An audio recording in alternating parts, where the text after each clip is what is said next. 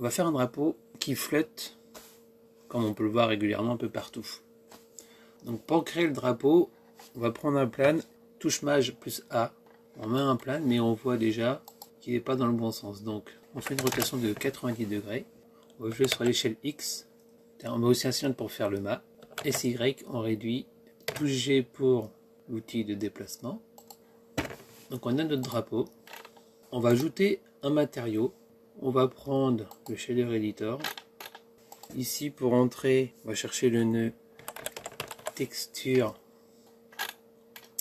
on va chercher et on va la mettre base color, et là on voit que c'est bien mis.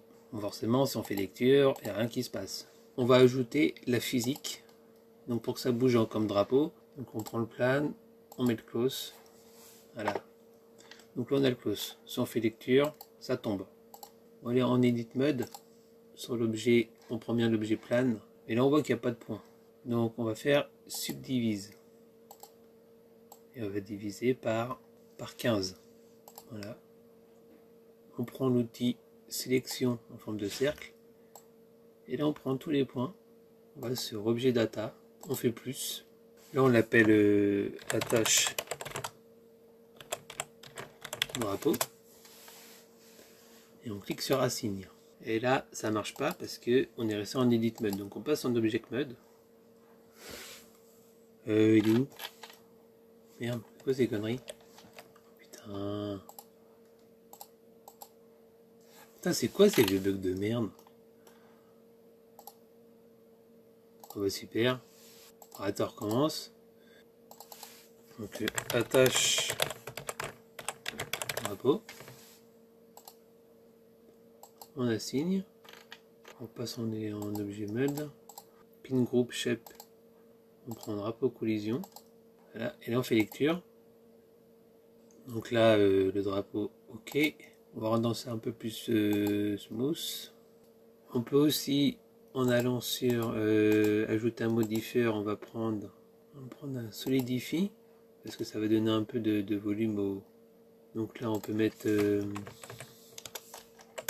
3, on fait lecture. Donc soit on fait un maj A pour choisir le menu et aller chercher un force field avec le win, soit on va sur add, force field, on ajoute le vent. Donc sur les physiques propriétés du vent, donc on va le mettre à 2000. Et pour ajouter un peu d'aléatoire, on va mettre ça à 500. On va peaufiner un peu ça, on va mettre un environnement. On va sur Color. Ici on prend environnement texture. On va chercher la texture, un HDRI. On prend celui-ci.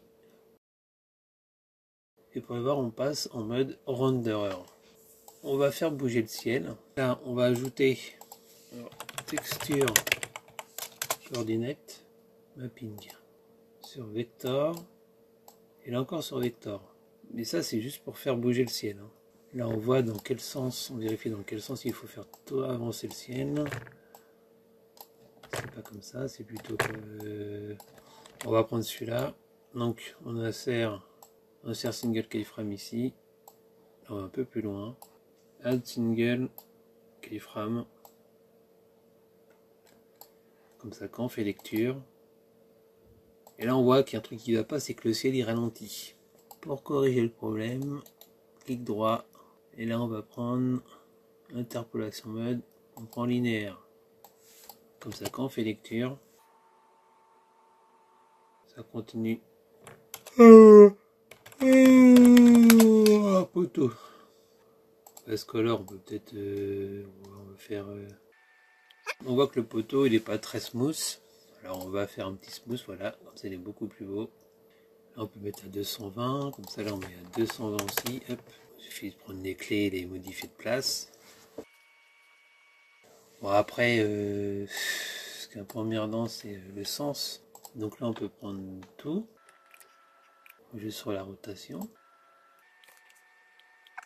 On met la caméra comme ça.